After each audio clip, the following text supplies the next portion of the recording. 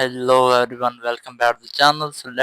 Today I'm going to tell you how to set a daily reminder on iPhone. If you're using an iPhone and now you want to set a daily reminder, so let's see how can you do this. For this you just have to open the reminders app in your phone. If you won't get it on your phone, so you just have to tap on search, and here just search for reminders and you will get here.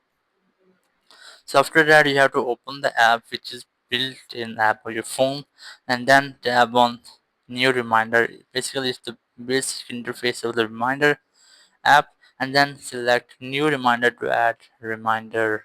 Here you have to enter a title, as I'm going to enter,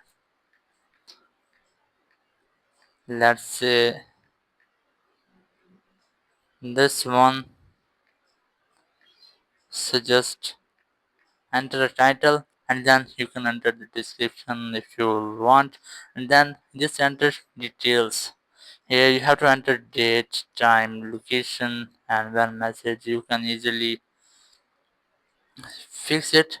Just select date, and you have to select date which you want, as I have selected this one. And after that select add, and here you can see the schedule I have. Here is a reminder. Just select reminder and you will get all of your reminders.